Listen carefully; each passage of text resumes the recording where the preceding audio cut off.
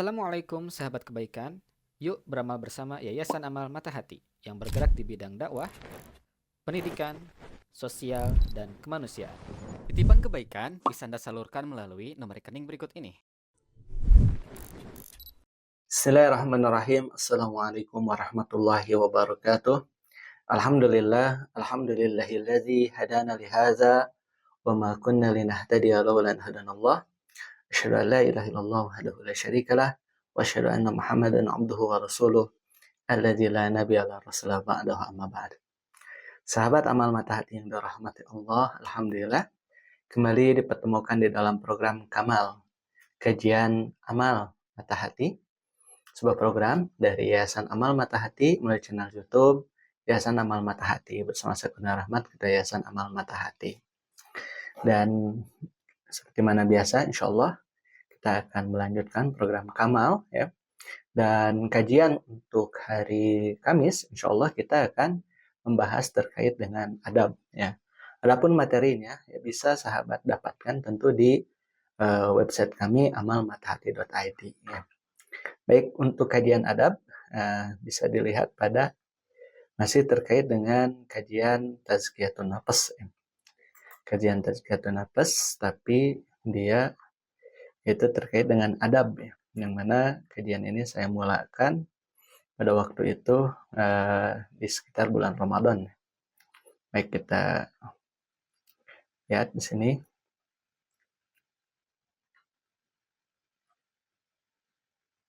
Nah, teladan akhlak Nabi Muhammad SAW. Nah, ini akan kita bahas ya. Jadi insya Allah kita akan membahas terkait dengan teladan akhlak Nabi Muhammad SAW. Nah, ini yang akan kita bahas pada kajian amal hari ini ya. Siap Ustaz Kapin? Ya, siap ya. Kita mulai ya. Pendahuluan.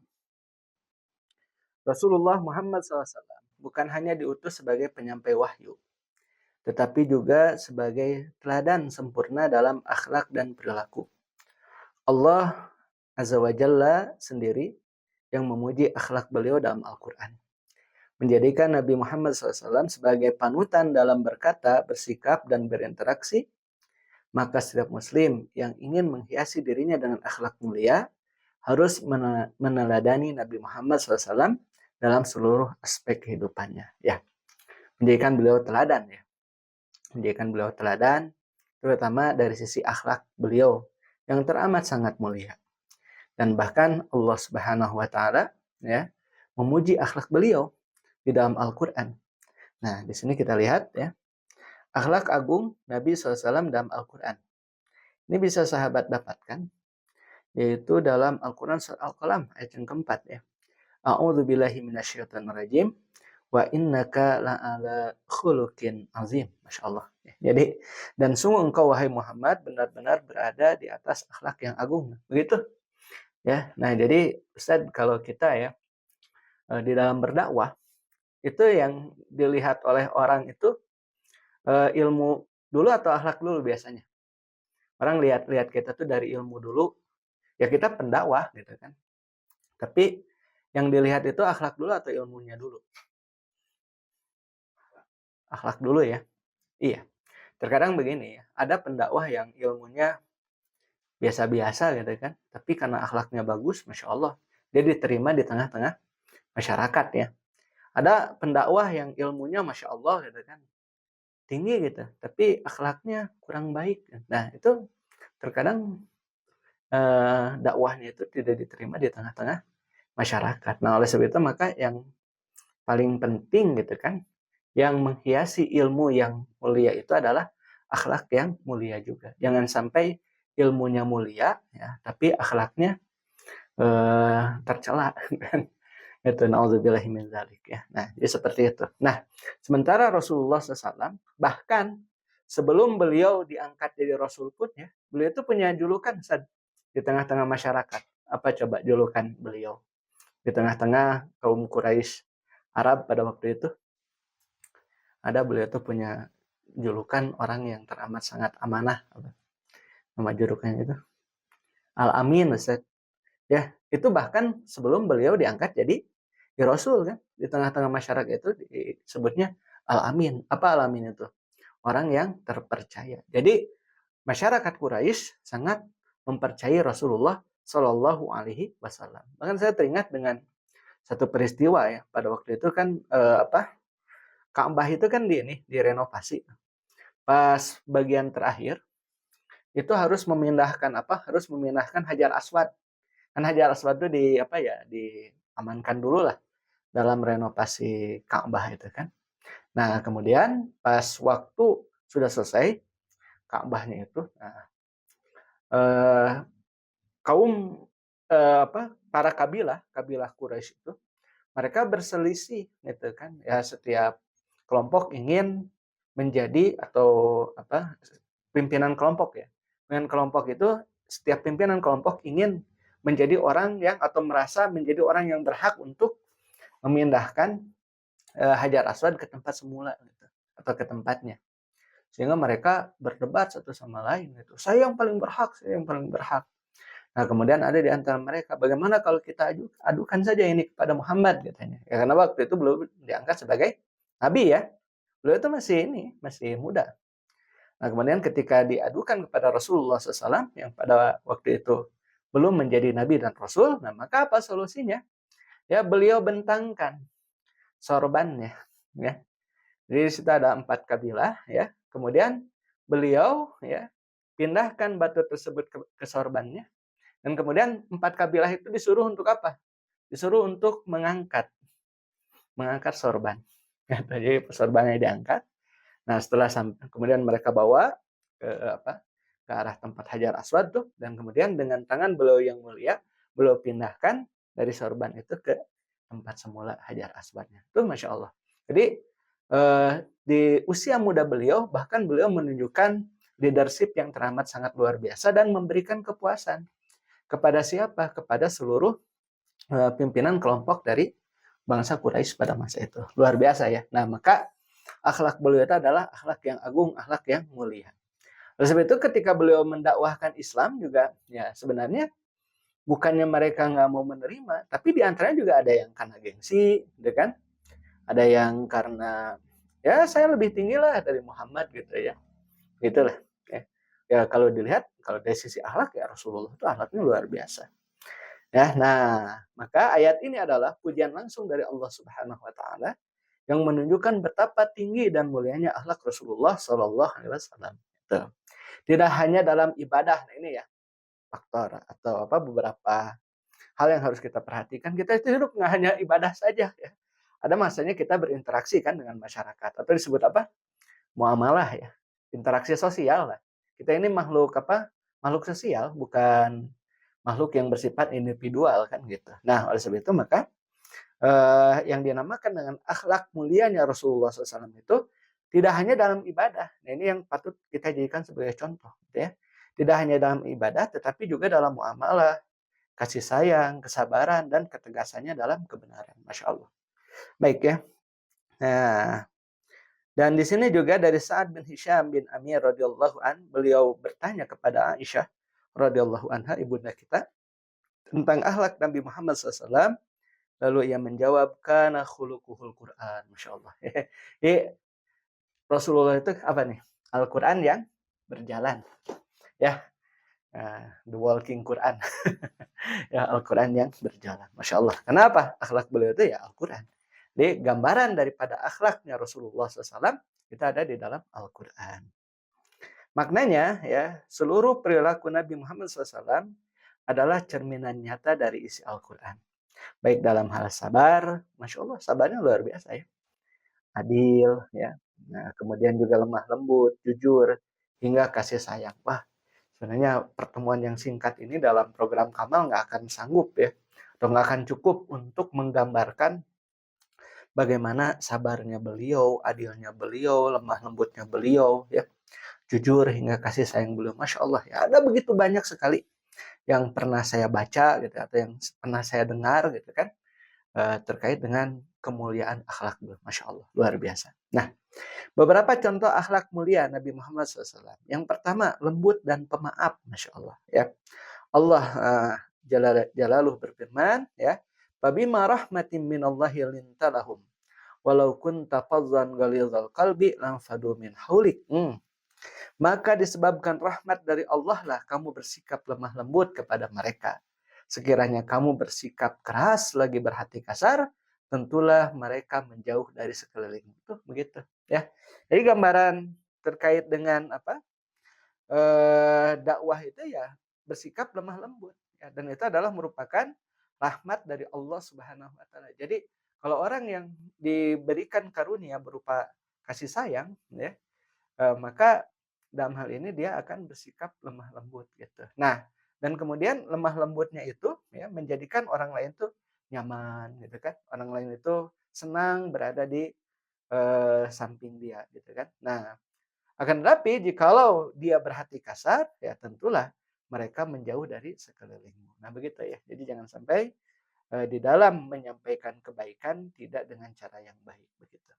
Tapi harus dengan cara yang baik. Ya. Contoh lagi nih orang lapar dikasih makanan, tapi ngejelik misalkan ya. Antum ya, tapi antum lagi lapar nih. Karena tiba-tiba datang bawa makanan. Ya. Karena nih makan. Antum lagi lapar.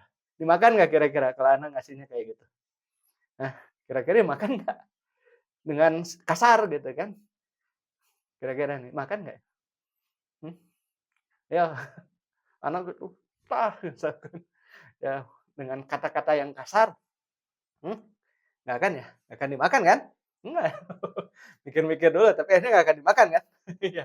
Anak lagi lapar bener gitu kan? Anak datang bawa makanan, misalkan, ya dengan kasar gitu kan? Bahasa Sunda ya. Nggak sanggup saya ngomong di YouTube. Ya, misalkan ya. Antum paling apa coba yang antum lakukan? Hmm?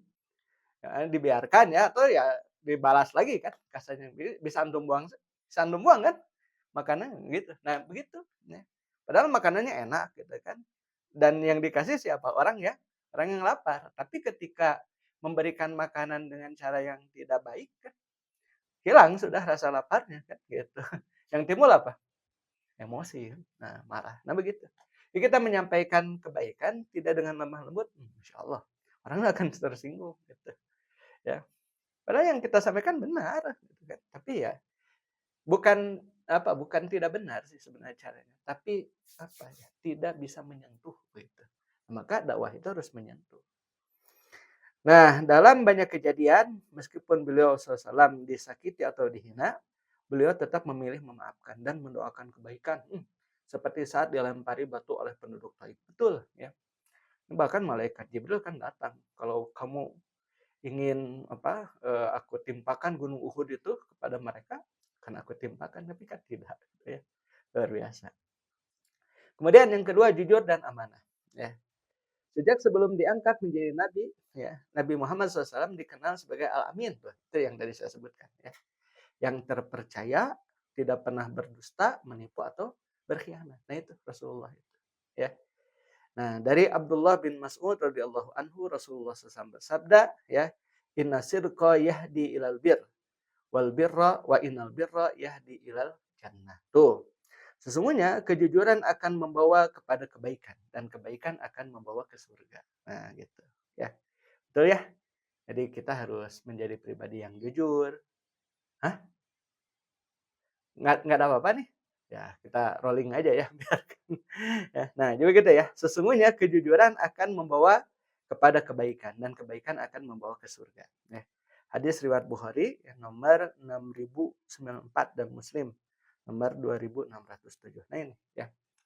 Inna sidqa yahdi ilal bir wa innal birra yahdi ilal jannah. Nah ini. Ya sebenarnya hadisnya panjang ya. Dimulai dengan innal kadziba ya. Seperti itu. Nah, jadi kita harus jujur ya. Dengan kejujuran akan membawa kepada kebaikan dan kebaikan akan membawa ke surga. Ini harus jadi orang yang jujur ya. Terutama jadi pemimpin itu harus jujur. Ya, baik. Yang ketiga, sabar dalam ujian dan gangguan. Nah, Rasulullah SAW menghadapi ujian berat, dihina, diusir, bahkan hendak dibunuh. Namun beliau tetap sabar dan istiqomah dalam dakwahnya. Dari Anas bin Malik radhiyallahu an, beliau berkata, ya, khadamtu Rasulullah SAW asyra sinin. Fama qala li qattun, Masya Allah. Ini Anas bin Malik, beliau itu pernah menjadi khodim, ya pelayan lah di rumahnya Rasulullah SAW. Selama berapa? Selama 10 tahun.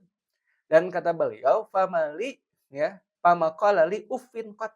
Dan beliau tidak pernah berkata kepadaku ah sekalipun, luar biasa kan. Padahal ya Anas bin Malik waktu itu hadir. Nah, makanya kenapa Anas bin Malik menjadi sahabat yang juga banyak meriwayatkan hadis ya, selain Abu Hurairah gitu. Kenapa? Karena Anas bin Malik ini adalah orang yang pernah tinggal bersama dengan Rasulullah Shallallahu Alaihi Wasallam. Maka beliau tahu gitu ya apa yang diucapkan oleh Rasulullah, apa yang dilakukan oleh Rasulullah SAW dan beliau ceritakan. Nah maka di antara sahabat yang banyak meriwayatkan hadisnya, nah di antaranya adalah Anas bin Malik radhiyallahu anhu. Baik. Nah sekarang kita lanjut ya, membangun akhlak di atas cinta kepada Rasulullah SAW. Yang ke satu, mencintai Rasulullah SAW adalah bukti keimanan. Ya. Dari Anas bin Malik radhiyallahu anhu, Rasulullah sallallahu alaihi wasallam bersabda, la yu'minu ahadukum hatta akunna ahabba ilaihi min waladihi wa walidihi wan nasi ajmain. Tidak sempurna iman salah seorang dari kalian sampai aku lebih dia cintai daripada anaknya, orang tuanya dan seluruh manusia. Nah itu. Jadi jadikanlah cinta kepada Rasulullah SAW itu di bawah cinta kita kepada Allah Subhanahu wa taala, akan tetapi di atas cinta kepada seluruh manusia, baik anak kita, orang tua kita maupun seluruh manusia yang lain. Nah, begitu ya. Nah, jadi tetap cinta tertinggi itu kepada siapa? Kepada Allah Subhanahu wa taala. Nah, setelah itu kemudian cinta kepada Rasulullah Shallallahu alaihi wasallam. Baru setelah itu ya kepada orang tua, kepada anak gitu kan, kepada keluarga dan sebagainya. Nomor dua ya, meneladani akhlak beliau adalah bentuk cinta yang hakiki. Nah ini ya. Jadi cinta itu tidak diwujudkan dengan apa ya? Ya bentuk-bentuk yang tidak pas lah gitu ya menurut syariat. Yang paling utama ketika kita mencintai Rasulullah SAW adalah meneladani akhlak beliau, meneladani ibadah beliau gitu. Cinta sejati kepada Rasulullah SAW bukan sekadar lisan, tetapi dengan meneladani akhlak beliau dalam kehidupan sehari-hari. Allah Azza wa Jalla berfirman, "Laqad kana lakum fi Rasulillahi uswatun hasanatun liman kana yarjullaha wal yawmal akhir." Nah, sungguh bagi kalian dalam diri Rasulullah SAW terdapat teladan yang baik. Ya, bagi orang yang mengharap rahmat ya, dari Allah dan hari akhir. Baik, kesimpulan, Rasulullah SAW adalah teladan akhlak terbaik sepanjang zaman. Akhlak beliau adalah refleksi dari Al-Quran, menjadi panutan utama dalam membentuk kepribadian muslim yang utuh. Maka siapa yang ingin menjadi atau siapa yang ingin memiliki akhlak mulia, hendaklah menjadikan Nabi Muhammad SAW sebagai contoh hidupnya. Semoga Allah Azza wa Jalla menanamkan cinta sejati kepada Rasulullah SAW dalam hati kita dan menjadikan kita termasuk umatnya yang senantiasa berusaha meneladani akhlaknya dalam segala aspek kehidupannya. Amin ya Allah ya Rabbal Alamin. Ya, ini bisa sahabat akses untuk materinya dari website kami amalmatahati.id di page ya Tazkiyatun Nafas ya, karena akhlak ini atau adab ini masih dari kajian seri Tazkiyatun Nafas. Dan bagi sahabat yang ingin ya ikut berdonasi ya, walaupun di awal sudah ada ya Ustaz Kafin ya. Tapi ini saya ingatkan kembali ya. Ini bisa ya sahabat salurkan donasi terbaiknya melalui zakat, infak, sedekah ataupun wakaf ya. Ini melalui BSI bisa, Mandiri bisa ya, atau bagi sahabat yang punya sisa belanja ya dari Kiris gitu ya. Ini bisa atau dari aplikasi apapun ya. Oppo, GoPay, ShopeePay, apapun ya. Yang bisa Kiris silakan ya, bisa sahabat scan Kiris ini dan sahabat bisa berinfak mulai dari Rp1. Rp1 jadi jariah insya Allah ya. Baik, sampai sini dulu. Mudah-mudahan bermanfaat bagi kita semua. Ala kulli hal, saya kurang amat undur diri. Subhanakallahumma bihamdika. Asyhadu an la ilaha illa anta astaghfiruka wa atubu ilaik. Assalamualaikum warahmatullahi wabarakatuh.